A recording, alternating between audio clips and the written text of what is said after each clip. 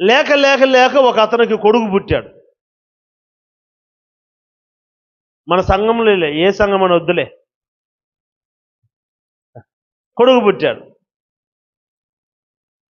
తర్వాత హాస్పిటల్కి ఆపరేషన్ చేసి తీశారు. ఇంచుమించు 15-16 రోజుల తర్వాత డిశ్చార్జ్ అయ్యి ఇంటికి వస్తున్నారు. వాడేం చెప్పాడనంటే, అన్న మీరు రండి అన్న, ఇంట్లోకి వెళ్ళేటప్పుడు మీరు ఖచ్చితంగా ప్రార్థన చేయాలి అని అన్న. సరే అని చెప్పి నేను ప్రార్థన చేసేదానికి నేను వెళ్ళా. ప్రార్థన చేసినాను, ప్రభువా మొట్టమొదటిగా నీవిచ్చిన గర్భఫలం ఈ గృహములు అడుగు పెడుతూ ఉండగా నీ మహిమ ఈ కుటుంబంలోనికి దిగి రానివ్వండి, ఈ సంతాన అభివృద్ధిని వ్యాపింపజేయండి అని చెప్పి ప్రార్థన చేసిన. ప్రార్థన చేసి అయిపోయిన తర్వాత ఒక ముషిల్ది వచ్చింది. ముషిల్ది వచ్చి అయిందా అయిందా అయిపోయిందా అయిందా అన్నది. ఏంది అయిందమ్మా అన్న. అయిపోయిందా నీ పని అయిపోయిందా అన్నది. అయిపోయిందమ్మా అన్న. ఇంక జరుగు జరుగు అన్నది. సరే నేను అది జరిగి ఏం చేస్తుందో చూద్దామని అన్న.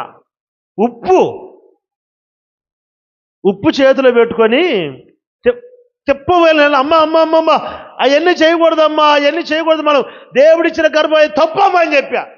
ఆమంటది అందుకే నిన్ను పిలవద్దని వాడితో చెప్పినా నేను అన్నది. నన్ను పిలవద్దని వాడితో ముందే చెప్పిందంట. ఎందుకంటే ఒప్పుకోను కాబట్టి. నువ్వు నీ పని చేసినప్పుడు నేనేమన్నా అడ్డు వచ్చానా?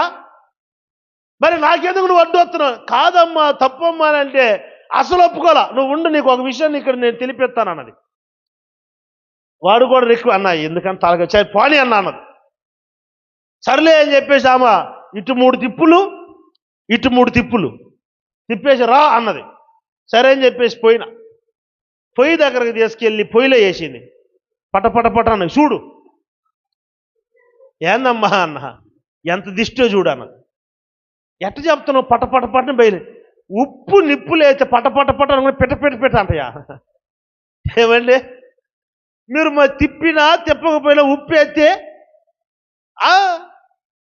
కొంతమంది సాంప్రదాయం ఉంది, దిష్టి ఎంత దిష్టి ఉందో చూసేదానికి గుడ్డ గాలేస్తారు. గుడ్డ నల్లగా గాలితే అంత దిష్టి అంట. గుడ్డ నల్లగా కాలితే నల్లగుడ్డ కూడా ఎర్రగా ఉంటుందా?